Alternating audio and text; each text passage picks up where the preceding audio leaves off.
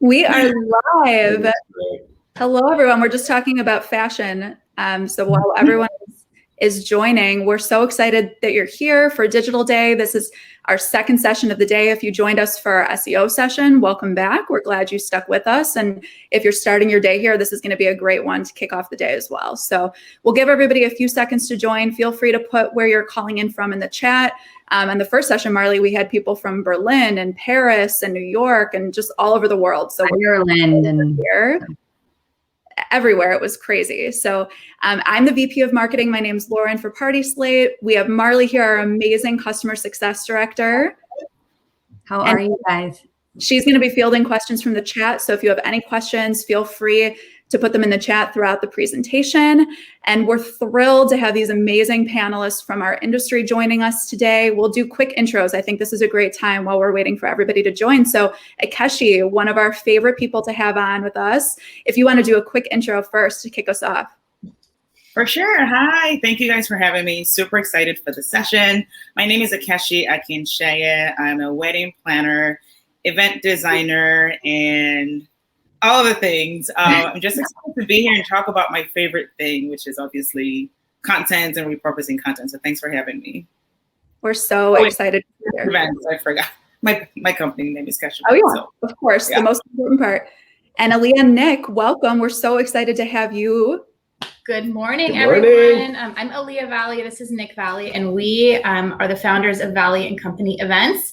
We are planners and designers. We're based out of Seattle. We're excited to chat today and just to see everyone and talk about content. Yeah, I'm bright and early in Seattle, so thank you. Bright and early. We're in Chicago, so if you're joining us even brighter and earlier than Seattle, thank you for joining us. If you're joining us, again, put it in the chat where you're calling in from. Normally we say zooming in from, but we're using this fancy new platform, Big Marker. I think we're going to jump in and just get started. We have a lot to cover, and again, we'll be taking questions throughout the presentation. If we don't get to your question, feel free to email digitalevents@partyslate.com, and we'll of course be sending out this full presentation after Digital Day. So no need to take notes, just tune in and come along with us. So to start out, I wanted to go through the agenda. So there's a lot that encompasses repurposing content. So we're going to cover what does it mean to repurpose content first, and then why should you repurpose content? And it's a little secret that it's actually going to make your life easier to repurpose content in the long run. And then we're going to cover something called evergreen content. This is something we've talked about before that we thought fit in really nicely. And then there's 6 specific ways that we've identified for the events industry that you all can repurpose content to grow your business, to build your brand. And then we always like to end with an action plan, key takeaways that you can take home to really implement right away. So we're going to kick it off with what does it mean to repurpose content? So repurposing content is really just a marketing strategy that involves taking your existing content and using it in a brand new way. So something I really wanted to call attention to first is there's a very clear difference between repurposing content and duplicate content. So duplicate content is just copying and pasting, which you really want to avoid for a lot of reasons. It's not as engaging. People may have seen that exact content before, and actually for SEO, Google may penalize you. So it's really important that you want to take the content, use it in a fresh new way. This example is a beautiful photo that we got on PartySlate that we used in an email, we used in Instagram posts. We've used all over the place, and we're going to share some amazing examples from Aleah, Nick, and Akeshi throughout the presentation. So jumping into why should you repurpose content, here are some of those beautiful examples that I'll ask you all to speak to in a second, but why should you repurpose content? And these are just a few examples. I'd love to hear from Akeshi and you, Aleah and Nick, about why you think people should repurpose content. So you could reach new audiences with that content. It boosts your brand awareness. Really, one of the most important things I think is it really maximizes your efforts. It takes a lot of work to create content. So if you just post it in one place, you're really doing yourself a disservice. You want to post it in as many places as possible that makes sense for your brand. You gain authority with Google by reposting content. And again, it saves you time. So these are a couple of examples. Akeshi, if you wanted to speak to the first example, this is from your Pinterest that you created these amazing blog posts and then you repurposed it into pins on Pinterest. Yeah, it's really just leaving like breadcrumbs, I call it, like in different places, because we get found in so many different places. Even if we're repurposing on the same platform, people see things at different times. So if I posted something today, you may not see it. And if I just assume everybody sees that, that whole content is lost. So sometimes I repurpose, I go back to, something that works. So more like even like on the blog, we'll do a graphic and take one of those images. So it kind of registers when they go to the blog. And we just pull content from the blog to Instagram to Pinterest. So they all lead back, like you said, for SEO and Google back to your website.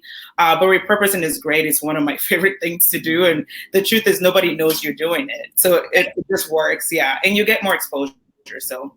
Right. I love that. I think that's the truth. Is Marley and I were just talking about this. It really gives you permission to do this. Like nobody's going to penalize you. They're not going to think you're cheating. It really is just making the most of the content you're creating. And Aleah and Nick, I know these are also some pins from you that you leveraged your photos to create these really beautiful pins for Pinterest. Yeah. So those two on the far right were actually old images, and we posted those to story pins this time, last year. So in the spring, when there was really no opportunity to make content, we were all thinking about different things, and but we kept our brand on point on all channels. We kept things going.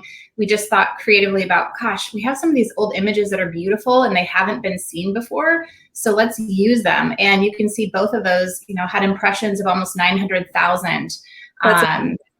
Yeah, and the story pins are great because they allow you to tell a story relatively easily, and then I'll usually coincide and add a blog post and then link another pin to the same board, just to give that kind of cross connection. But I think pulling details, whether it's a beautiful cocktail that was photographed at an event, just going through your camera roll and your galleries and pulling images that you haven't used before and thinking about how to do that will make your life so much easier. And you brought up a really good sixth point that I should have put on here that we've talked about as a group, is that this past year has been a very tough time to create any new content for a lot of people in this industry. So something that we've really admired about our members and everybody in this industry is the way that you've made old content new again. Like any type of evergreen content or beautiful photos that are even years old, there's no reason you can't reuse them and really use them to market your business. So I love that you brought that up. That's such a good point. Thank you. So speaking of what's old is new again, so the importance of evergreen content, I want to talk about this for a little bit. Evergreen content is basically, no matter the season, the year, the environment, evergreen content is always going to be relevant. So a couple questions to ask yourselves is, will it be relevant in 5 years? Is it something that's going to feel outdated, or is it going to feel like, oh, I heard when that happened and it's not really relevant anymore? Things that you want to avoid referencing are current events, news, any timely events about your business. And then you always want to optimize for SEO. So a couple of examples of what's not evergreen content, things like press releases and news, trends, seasonal content. And while I say that it's not evergreen content, PartySlate loves that type of content. You can see on the right, we write trends pieces all the time. That's some of our best performing content. So our recommendation is to create both. And Aleah, Nick, and Akeshi, I'd love to hear what you think about this and how you balance creating evergreen content with trends and seasonal content. Aleah and Nick, I'll turn it over to you guys first. So I think, every year during the fall into winter, we generally put out a piece and we talk about trend predictions. This year, we talked a lot about COVID and pandemic wedding planning, and the micro, engagements and just smaller, intimate celebrations. Also applying how to, take what we've learned and then continue that into a new year. I think talking about trends at one time is important. And then past that, we like to stick to a more seasonal approach. So we'll share springtime content, summer content, but again, pulling pieces and elements that are maybe not so identifiable, like cocktails, like details. We post a lot of photos of our couples as well. That I think kind of balances, what's current, what people are wearing, fashion, and then things that are a little bit more, I think evergreen would be, centerpieces and, just those tiny details that maybe aren't so trend forward. And I think some part of that early on, going on 18 years ago, I remember at some early pitch meeting, we were talking and creating whatever we're creating, we're trying to have it, what am I trying to say? So what we're trying to do is have something that always stands up. right? So we're not going to usually do, if you look back 18 years ago at our work, it still kind of plays. Yeah. And that's kind of the key. So if you have a lot of highly trendy moments, you're not going to get a lot of play out of it, right? So if you have the blue ruffle tux kind of deal, there's a point in your life where your kids laugh at you and go, what were you doing, right? And that, I remember using that way back then, the blue ruffle tux that you see on your dad's like wedding photo or something like that.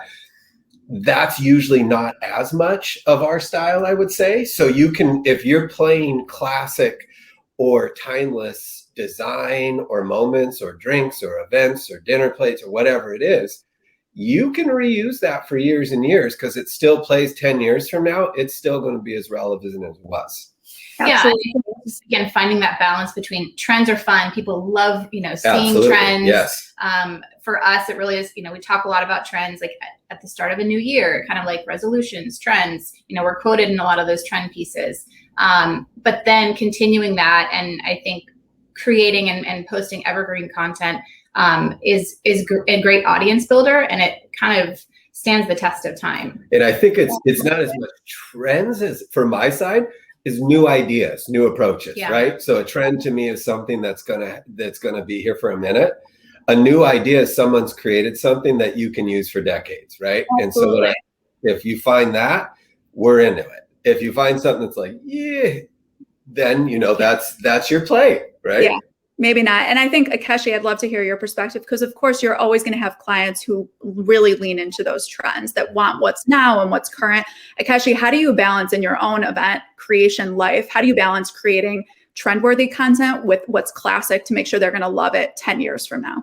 Yeah, for sure. No, I love the points that Aleah and Nick actually brought up because it's kind of like the same approach I take where I'm very intentional with how I design. So whether it's a color scheme like Pantone, I bring in my signature style so it's relevant 10 years from now. So while we're working with the trends, it doesn't feel like such a too honed down. I'm focusing more on the timeless style, more elegant, like elegance is forever, right? Romantic is forever. So I bring in the things that stand out in my signature style and apply that to whatever's trending. But the truth is with trends is they do come back, right? So you're going to use them again, but you want to think almost forward, like what can I add? What little twist can I add? And one thing I try not to do also is date my stuff. So if I date 2021 and I have this really cool menu concept, I may not be able to use it 2 years from now because it's going to say like, oh, that was 2 years ago. Right. So especially when I'm doing like creative shoots, I used to do that. I'm like, man, I can't post this. This was like 2012. But now if you don't date stuff, you can bring it back because it's something that would work. It's elegant, it's beautiful, it's romantic. And then the third point, which they also mentioned, was creating variations of that design, right? So while you have the big grand photo, if you do a lot of detailed stuff, I post pictures and probably you wouldn't notice, but I post pictures from shoots from 8 years ago because we had so many different variations from fabric to little flowers on this place setting that works again.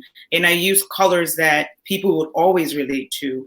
And then the last part about when we're talking about content this year, Pantone was, we have the gray, the yellow and the gray. I designed something 5 years ago that I'm like, oh my goodness, I didn't have to create new content. I just brought it right back.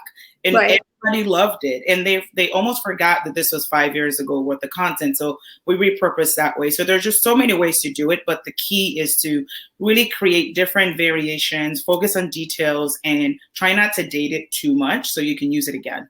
That's so important. And I think just leaning into the trends with evergreen content, it may be evergreen because when the trends come back around again, all of a sudden that old content is new again. So I love that point too. I think we're going to jump in. We have 6 specific points with some great examples using that evergreen content, using that trend content for repurposing that content specifically for event businesses. So the first one is, well, actually, I'm going to go through the list first. So there's 6 key areas. So it's optimizing existing content, turning your expertise, because we know so many of you are experts in so many different areas, into specific content, recording existing content, videos and podcasts. And of course, we're on a webinar right now. Like you can always turn text content or blog content into recordings. Sending content to hand raisers. This is probably one of my favorite ones, all about email marketing. Reposting best performing content, and how do you know what your best performing content is? And then of course, submitting for recognition. So some of these screenshots on the right are your gorgeous photos from your gorgeous events. So you all posted on your own Instagrams a photo from one of your events, and then PartySlate then found another beautiful photo from those same events and reposted it on our Instagram. So you can even repurpose content with your event partners across different industries. There's endless ways, not just these tactics on the left here, but different ways you can repurpose content with different people in your lives. So we'll jump into the first one. And there's a couple of examples specifically from your PartySlate profiles that I wanted to cover. So the first one is all about optimizing existing content. So you can do things like revisiting old blog posts, update the content and change the date. That actually signals to Google that this is new, fresh content. The date is new. It was published more recently. You always want to keep your website content fresh and unique, not just for Google, but for your potential clients that are coming to view your work. And again, fresh and unique content, like Akeshi, you were saying, you posted something for, the Pantone colors that was actually like 8 years old. But so fresh and new doesn't have to mean brand new. It can just mean fresh content. And then adding testimonials from recent partners and clients is a great way to optimize content. And then specifically with the PartySlate profile, we've worked really hard to make sure that you all have the opportunity to refresh your content either with your customer success partner or yourselves in a very clear self-service way, to make sure that content is always fresh and new. So I grabbed some of these amazing screenshots. Nick and Aleah, this one is of your beautiful real events gallery. And then Akeshi, this is your FAQ section. So I think that if you guys have any thoughts about the way that we've created this content on the PartySlate profile, what you find valuable, the FAQ section is actually one of my favorites because it lets you answer questions that consumers might have. So Akeshi, I'll turn it over to you first. No, the FAQs are great point, because it just saves time with those questions. You can just jump right in. And I think it helps filter through to help the viewer know, like, is this my person? Like, if they're looking for like a day of coordinator and we answer that we only do full service, that kind of eliminates that. So then we're more productive, we have more time, and we kind of cut out the back and forth. So I love the FAQ session. That is probably a new thing that I think we can all implement in, our websites, but I love that you guys have it on PartySlate. So that's one of my favorite things. Yeah, and I love what you said that, we have them on the PartySlate profiles. We encourage everybody to take advantage of that. But FAQs are a great thing to put on your own websites, to list. You can even repurpose the different FAQs. Like you have 3 here. You could put one as an Instagram post. The second one as a second Instagram post. So there's ways even to repurpose a list into multiple pieces of content. And Nick and Aleah, this is one of my favorite events of yours that's on your PartySlate profile. Of course, you have many more events than just the single one. But can you talk to me a little bit about how do you choose which photos you choose to put on your PartySlate profile? So hard. We want to show our work in a light that, it really pulls people in. And so I think, we're big time storytellers, and finding images that are just are different and focus on, this particular wedding was in Washington State. It was a gorgeous, weekend long destination wedding, but we pulled images that really appeal or hopefully appeal to different people for different reasons. So we rarely, show all details. Like we really want to showcase people and, people being happy and celebrating and dancing moments and, people hugging and peppered in with details. Because of course, people love the details, but it's about that moment. It's about Lauren and Ben standing on that mountain, taking it all in. Yeah, it's such a beautiful, and it makes you want to know more about them. Of course, decor shots. PartySlate is all about stunning decor, unique elements, and all about the event itself. But we also do a very heavy mix of repurposing content about the people that you guys helped create these meaningful moments for. And one thing. Akeshi, go ahead. I was going to say just one point. We talked about revisiting old blog posts. This is just a small tip and it works. I do a post every year about during engagement season, you're engaged, now what? I repeat that post every year. I really don't have to write a new post. Like we just post it again as a new post. So I keep the old one so that traffic is working. And then we just change up the photo. The points are still the same. The tips haven't changed. And we just use that every single year, and it just saves time, and I have fresh new content and more posts on the blog. So that was just kind of adding on to the first point that you have on revisiting old blog posts. I love that. And it's kind of a mix.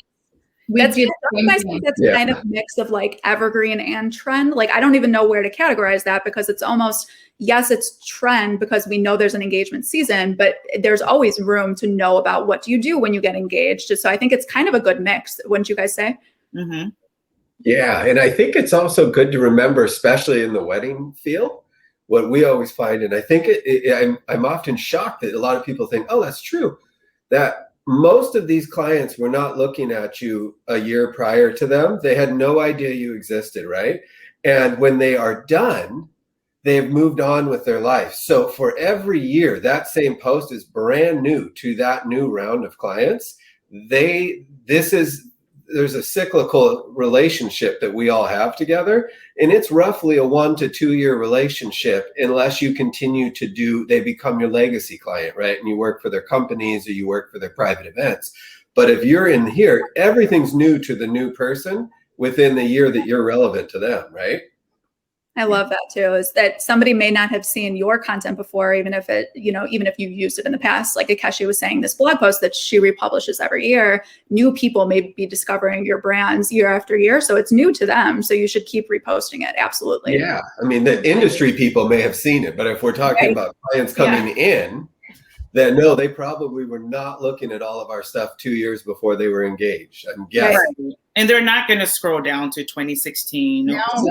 That post, I would say you're only as good as your top, 10 posts. So they're, after a few, their attention span, they're distracted by something else. So whatever is freshest, like on the top, and you just bring it back up. That's it.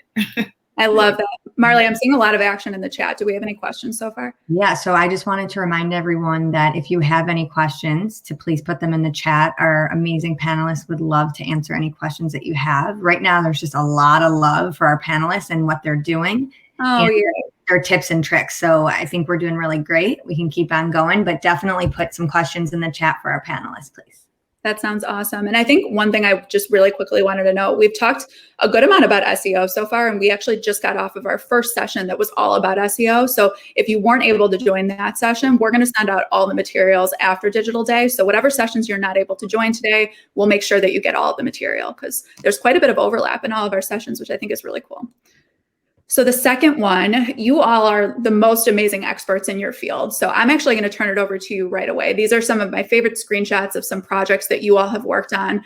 Aleah and Nick, you of course published this amazing book. I would love to hear from you about repurposing your photos and your years of experience and really curating it into this published work. How did that come about?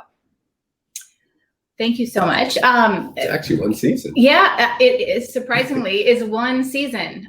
So Storied Weddings, we were approached for a book deal. We were, of course, thrilled and delighted, and it had been a goal for many years. We had an idea of what we wanted to do, and we just, we were approached in April, 4 years ago now, 3 years ago, 4 years ago. And we used O'Malley photographers whom we work with quite a bit. Yeah. And we happened to have a number of weddings, together that particular year. Our couples were all on board. And whoever chose O'Malley's, that's how they were picked for the book. So we didn't talk to anybody prior and cherry pick. If they chose O'Malley's out of the groups that we presented, then we said to them, hey, would you be willing to be a part of the book? But that was basically one snapshot of a season and a half. Mm-hmm. So we don't go any farther back with our work. Yeah. And, what we do now is, I'll pull photos of, a ceremony setting, or like I've used a couple of intimate garden photos and used those on Instagram stories from the book. And then I'll link to it. I posted something a couple days ago, and same as Akeshi, we posted this blog post like every year, I swear, but we refresh it, and it's, 3 warm ways to welcome your guests. We're huge on welcoming your guests to any event, whether it's, even just a glass of water or a champagne cocktail, or could be, really high touch, and we could have musicians and servers and a pre-ceremony happy hour, whatever it is, we always welcome guests. So this particular post, we refreshed it, used some beautiful images that hadn't made it into blog posts before, and put a spin on it. So, I put something in there about, if your guests are waiting for rapid COVID testing, let's make that feel fun and not, awkward. And so I think being able to just leverage and utilize, again, those galleries are so important. I'm still going back through, several years and thinking, gosh, this table setting was gorgeous. Why haven't we used that before? We got a lot of play out of it this year. Yeah, that's true. So it's been fantastic. So I definitely suggest everyone going through, past content and just looking at things differently. And also really focusing, I think for us, on just different elements. So it's not detail after detail in our post. It's, again, peppering in happy people, celebrations, bon voyage moments, ceremonies, having that, calculation, I think really works. I love that. And Akeshi, you're the queen of education through your expertise.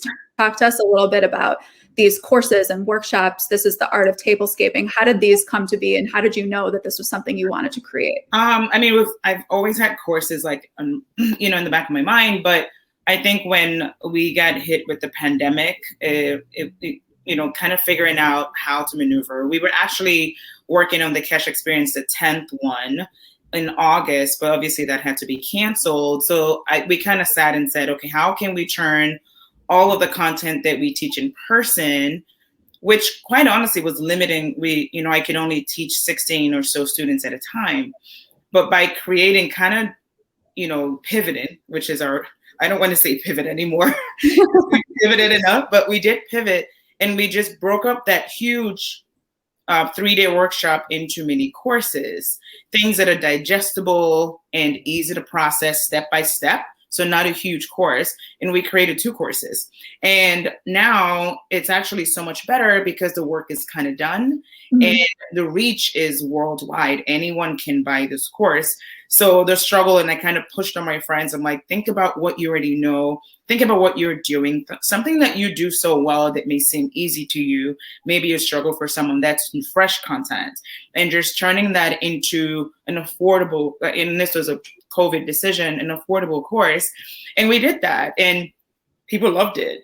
And then we kind of took that preview, put it on social media, created a reel, put it on Instagram, which is amazing, and then created a preview, like a trailer, and put it on YouTube. And it's everywhere. So it's kind of feeding back to that. So we're just repurposing as much. And it was just great content to do anyway. Yeah. And it's a course now. Yeah. And several more are coming. So we're doing more of those. So you see about maybe 2 more this year. That's amazing. And that is such a silver lining too, of like the global reach that some of this content that maybe the industry never would have created, is now you have this incredible reach beyond what so many people ever thought. And I think these are like ultimate examples for those of you that are tuning in. If you're newer to the industry, or you're looking for a place to get started with your expertise, I think submitting for guest appearances, speaking opportunities, interviews, that's a great place to start and really test your expertise and see where you can figure out differentiation. We actually have, I keep plugging all these courses because there's so much overlap, but this afternoon we're doing a session all about finding your differentiators, and that may actually help you figure out what is your expertise, what are your differentiators, so that you can really lean into this content creation. So our third one is all about recording. So the first example that I shared on the right there, our amazing CEO and co-founder, Julie, uses her founding story all the time to submit for speaking opportunities, to go on interviews, to record podcasts. So I think that an area for this group to really think about is like, how does your founding story really put you in a unique position to be a guest on all of these different podcasts and webinars, et cetera? And Akeshi, you have your own podcast. I'd love to hear about how you decided that a podcast was right for your brand, that it was right for the content that you had to create. Yeah, just kind of going back, so we have 2 versions now, which was a smart move to do, because some people are more audio, some people are video. But, because there's only so many people we can reach on one platform. Although I have the Kesh Experience platform, the thing was, how can we reach more people? Because we're in a swipe up, click here kind of world right now, right? Mm-hmm. So maybe they're not in my newsletter and they're not getting those notifications. So the podcast is reaching so many more people that are not on my list. And now I'm able to bring in thought leaders. Julie was on with PartySlate. One thing that we did, which was great, was I now record the podcast in video and audio. So audio is stripped and sent to Apple and Spotify and Pandora, but we also post the video version on YouTube. So I repurpose one podcast episode into 2 different versions. So people enjoy watching the reactions and seeing people's faces on YouTube.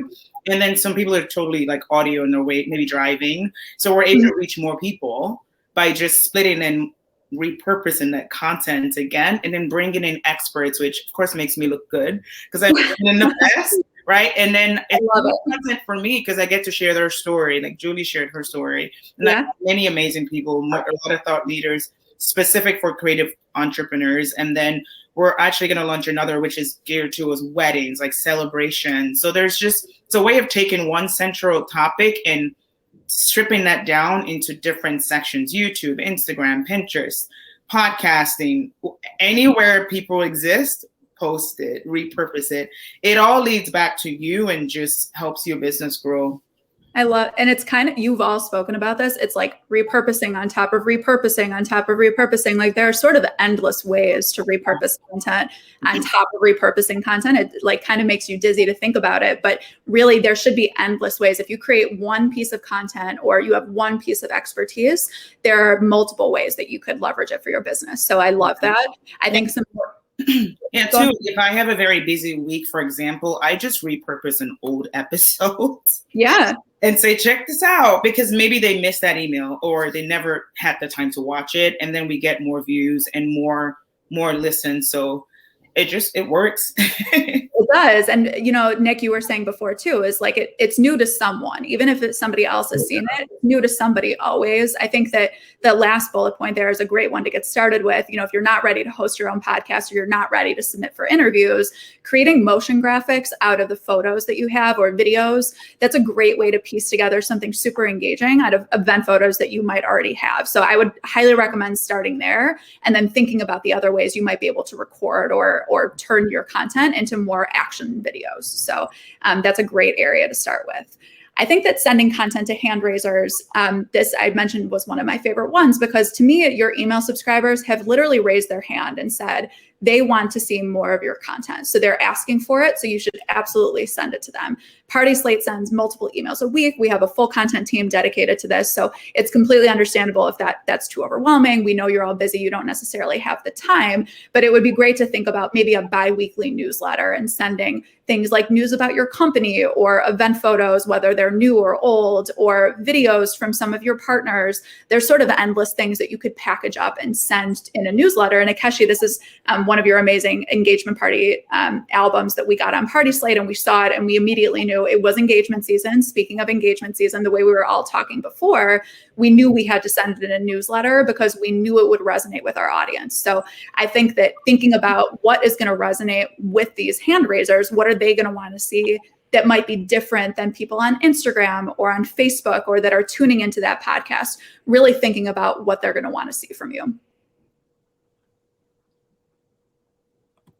Moving right along. Marley, how are we doing on time? I feel like we're good on time. I do have a question that I think is a good one. And that is, are there any apps you suggest or recommend for creating motion graphics like you mentioned? What are our suggestions to do that? I personally love Video Shop for just creating little videos. That's one of my favorite ones to use. You can add music and just put a bunch of photos together, add transitions so it feels like it's a part of one thing. And that's mine. It's easy to use. It's literally for anyone. I love it too. Great, thank you. And I'll give a shout out for whoever asked that question. I would suggest tuning into our Instagram session later today, because we're going to talk a little bit more about how you can actually use the Instagram app itself to create motion graphics. So that'll be a good thing to tune into. Any other questions? Otherwise, I'll keep us moving along.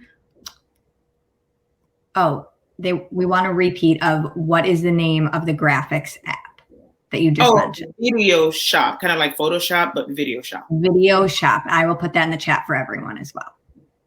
Perfect. Love it. Moving on.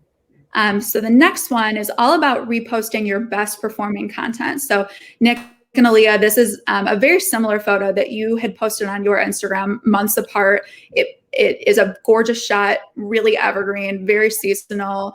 So I think that it's important to know that you're not going to be penalized for reposting the same photo or a similar photo from the same event. It actually it means you're very in tune with what your audience wants, and that you may be tracking what's performing well for you. So I'd love to hear why you chose to repost this photo.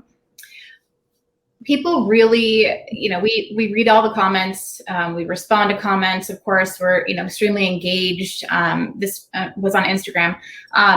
And we just know that, if we post something that people appreciate or think is clever or creative or different, like Nick said, I don't know when I posted, how much time was in between, probably a year, maybe. But just knowing that we still have a fresh crowd now, we have new followers, we have people who are, hopefully looking at that and it's gravitating and they'll capture them just like it did, a year prior. So I think focusing on, again, things that, aren't necessarily trendy, but feel seasonal. Seasonal content is definitely considered evergreen content. And we got just as great of a response posting something like that. Not the same picture, just a little different second time around. And I think you changed up the caption. I see you tagged one of your partners in one of the captions. Like you really clearly thought about, okay, we're going to post this again, but like, how can we make it a little bit different? Why is it appropriate?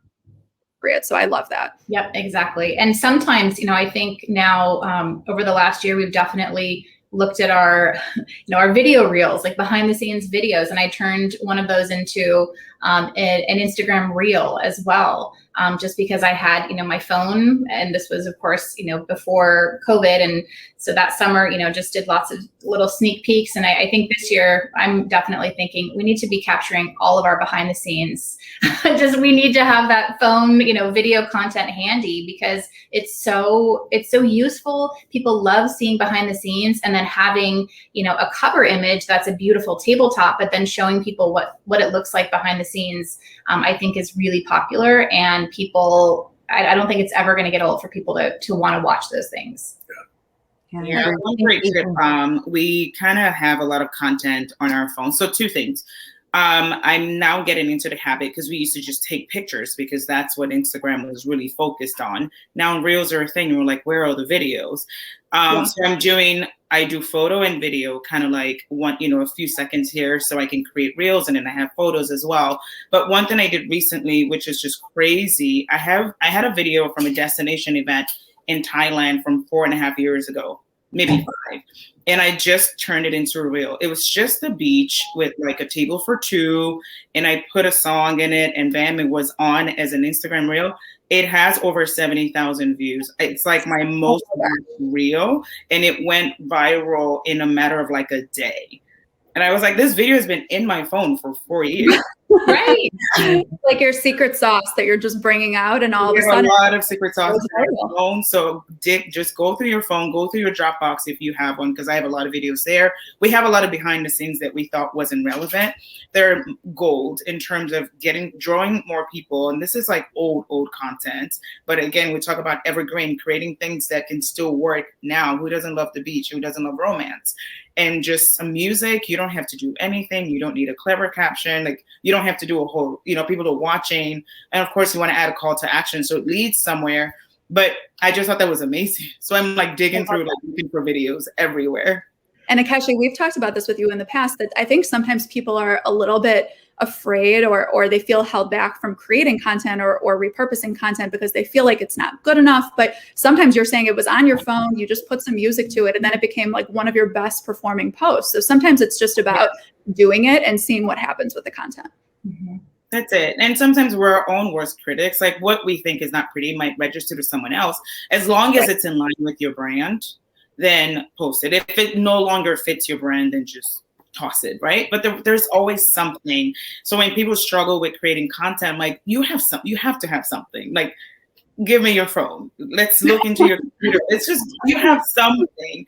And if you don't, just go live. Like we're talking about giving tips and turning your expertise into content. Can you just talk about what you know? Maybe you don't have to create pretty photos at this moment. Just give advice, and that becomes content, and you download it. That's now on video. You take that video, put it on YouTube, put it on TikTok. You're just repurposing what you already know. Sometimes we just have to talk about what we're comfortable doing. Right. And then the last tip about that, very important, is go to your Instagram and go to your insights. So when I just cannot come up with something fresh, I just go to my insights. I go to content. I look at the best performing ones and I just repost it. I love that you gave a little preview to our bonus slide. I think that, it can there you go. I love it. It's like we're in the same mind. I think, Aleah, you gave a really good point that you should be paying attention to what's happening in the post. Are people commenting? Are they liking it? And then there's also this amazing tool that Instagram has that if you click on view insights on a specific post, it'll actually show you what happened with that post over time. And it's something that you maybe want to check out, maybe a couple days or even weeks later, since posts can sort of circulate based on hashtags and whatever other content that you put on the post. And you can see how does it compare to other posts or other photos or other videos. And then you can know what you should be reposting and whatnot. So this is available to all business accounts. So you should be able to just go to your Instagram, even if you're near your phone right now, you can pull out your phone, click on a post that maybe you thought was really going to resonate with people, and you can actually see the metrics associated with that post. A little bonus. And then I think our last area is submitting for recognition. This industry is so incredibly talented. Marley and I and our teams talk about this all the time, just consistently how impressed we are with the content that you create, because you are content creators at heart. You are producing and creating these amazing events. So you should really do something with the content that you have. So the screenshots I pulled are, of course, from PartySlate. We're just consistently impressed and in awe of the content that you're creating. Some of these photos were used on Instagram, some in our articles. We're just constantly trying to think of ways for us to repurpose the content that we get submitted on our platform. But there are other ways you could do that. You can submit for press and features. You can submit for speaking opportunities. And then, of course, for partnerships. I know networking is such a huge part of this industry, and making new connections and creating these new partnerships. And you can do that through the content that you create. One other thing I just wanted to chime in and say is that, you put so much hard work into these events, months and months and months, sometimes a year or more into creating it. And when it's over with and you get your beautiful photography and your videography, it doesn't stop there. That's actually when it starts. And so it's really great to know that just because a project has essentially been completed, that's your chance now to share that with the world. So just don't forget that and jump onto your next project. Everything is so important that you do. And that is your portfolio. I love that. And I think that Aleah, Nick, or Akeshi, if you have anything to add, but it's almost like you have two jobs. You have this incredibly tough job of producing and creating this memorable, incredible event. And then, like Marley was saying, what do you do once it ends? Your job doesn't stop there. It's almost like phase two of what do you do with the content that was created from that event? I think that's such a great point. And moving forward, just, chiming into what Akeshi said about video content and just dig back through your phones. I think, we have a wedding coming up where I know exactly what I'm going to be capturing behind the scenes, because I think it's interesting and exciting and different. And it's, showing how we're doing something creative in this new, wedding world right now.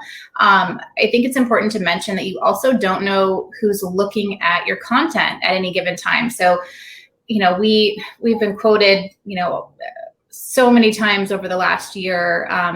We had an editor from Brides that we do some writing with reach out to us after I posted, our Monday post. I mentioned, talking about 3 ways to welcome your guests.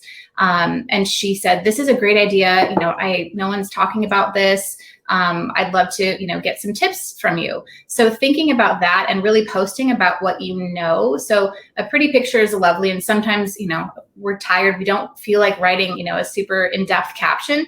I think peppering in-depth captions, talking about your process, but then talking about what you know and posting tips. So here are 3 easy ways to welcome your guests. boom, we have a press spot from that. And that wasn't our intention. We were just trying to be helpful and post something that was engaging. But you never know who's looking at you. You never know what brands are looking at you. So posting content, a mix of, just beautiful things, but also including details and, things that you really can speak to, I think will help to build brand recognition. And looking at each one of these pictures, I kind of can go back in my head as I'm looking at both of the sets of work. You're looking at difference in how you could write posts on lighting. You could write posts on the use of reflection, the use of framing of the picture, the use of color. For everyone who creates this stuff, there's layer after layer after layer if you're doing it right. And so if you started out by explaining everything, then you might have killed the post, but you probably didn't. So I could look at this and say, like, the angle at which that photo was shot, right? And then you can see it off of them. I can't exactly tell if that's marble. Is that a marble floor? That whatever I'm seeing the reflection on the floor up and what that means for your photo. So for couples, the lighting down on the two big centerpieces, that can be, there's 3 or 4 totally different posts that will hit 4 totally different groups of people that'll care about them off of one picture. And it's not reusing it. It's 4 different things that truly happen within the picture you're looking at, right? I love that. And you have to think about people's attention span too. I love what you said, Nick, is that sometimes, a short article is just as good as a long article. Like 20 things is often just as good as 3 things, because you want to really grab people's attention, make sure they digest the content. And it just gives you more opportunities to create multiple pieces of content from one image or one event or one video. So I think that's perfect. Yeah, I mean, there's 11,000, this is 2 years ago, 3 years ago, but there's 11,000 tulips in there. And I know that because that's one of the sides. Wow. So there's the whole thing of what 11,000 tulips looks like when it comes in the vans to processing down 50 feet, right? And what is an impact number of scale? And it's kind of infinite, to be honest. Before and after photos, talking about the couple. People, again, love details, but they also love to know the story behind, who is that got married? Why was this design important to them? Or why was this design created about them? And I think, again, peppering the content is huge. I love that. Yeah, like getting your work featured definitely encourages collaboration, which means cross promotion. So, I get featured, the wedding gets featured. There's a huge group of creatives that are in it. They all post, we all tag each other. We're helping each other spread the word a little bit, and we're cross promoting. And I think that people miss out on that a lot. So then their audience is new. They see me, we work together, they click on my profile, they get to my page, they get lost in all the beauty. Then they go to my website and you might have a new client. It's just, it just helps. So like we talked about, you're engaged, now what? Well, you're featured, or your wedding is done. Now what? The work begins, like you said, when you're finished and you get these beautiful images. What do we do with it? And when it's featured, I would typically do a blog about it and say we're featured on PartySlate. And then I talk a little bit about that. Then I send them to PartySlate to check out the feature. So we just take the same content and just repurpose. And sometimes right now, if you're too busy, you can I've missed a few press. Like I haven't shared some of the recent press. So I can just quickly whip up a blog right now and say we're featured. It doesn't have to be a date. It doesn't matter. You're featured, period. And then, the cross promotion begins again. So there's always something to repurpose in terms of content. I love that. Marley, before we wrap up, is there any other questions from the chat? There aren't. I just wanted to say that, Akeshi, I think that, what you said is so valid. You work so hard to curate such a special team of professionals to carry out your client's, vision. And it's important to utilize each other and the content each other is posting. And so sometimes, repurposing content doesn't always mean repurposing your own content. It might be repurposing a post that you were tagged in or an article you were featured in, so on and so forth. So I love that comment that you made. And, everyone on this panel has provided such valid feedback, and it's been so helpful. I know that everyone is taking lots of notes. I know I'm learning so much. I actually think we could have kept going. There are so many ways you could repurpose content, but cross promotion, Akeshi, is like the ultimate way to repurpose content, and it's such minimal effort and maximum exposure. So I think if we had a seventh, if we had more time, I think we could have gone really deep into that one, but we'll save it for next time. I think that we always like to end these with a really clear action plan. We want everybody on this to be able to take away, like, what are 3 things that I can put into action right now? We love to hear, our hearts are just so full to hear that this industry is getting busy again. And I know we've all mentioned that on this call today. So we know you're extremely busy. You're not going to have tons of time to implement an action plan. But if you take 3 things away, these are the 3 things we think are the most important. Creating a content calendar so that you can create that balance of evergreen and trend content. You can think about current events and seasonality. And then, of course, we've talked a ton about leveraging old content as new again. That's a great first step. And we actually have a template that we can share with you to get that content calendar started. Repurposing content that works for your brand. Something that works for one brand or one business isn't going to work for every business. So thinking about your most successful photos and videos, make sure you're repurposing and not duplicating, and then prioritizing all channels that are important to you. I think we've talked about tons of channels today, but it doesn't mean that they're all important for your brand specifically. And then measuring the performance of your content. Aleah, Nick, and Akeshi both talked about incredible ways that you can actually qualitatively and quantitatively measure the performance of your content. Start with Instagram. It's a pretty simple way to understand how your photos are performing, track which photos and videos are resonating, and then repost that content. It's the simplest way to make use of content that's performing really, really well for your brand.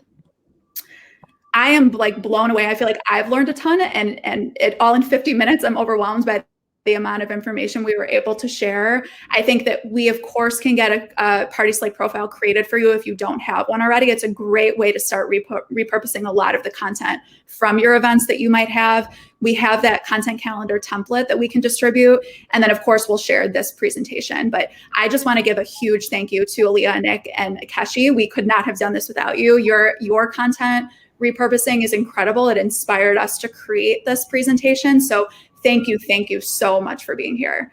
Thanks for Thank you having for me. having us. So much. Our pleasure. And then up next, don't go away. We have an amazing event. Our CEO and co-founder, Julie, is going to be interviewing David Tutera all about how he created a digital lifestyle brand. It's an incredibly competitive industry. We know that, you all work incredibly well together, but of course you're trying to stand out from the crowd. How do you leverage your expertise and your differentiators to create that lifestyle brand? And they're going to tell you all about it. So we hope you stay tuned. We hope you stick with us all day, and we will see you again soon. Thank you. Thank you. Thanks, everyone.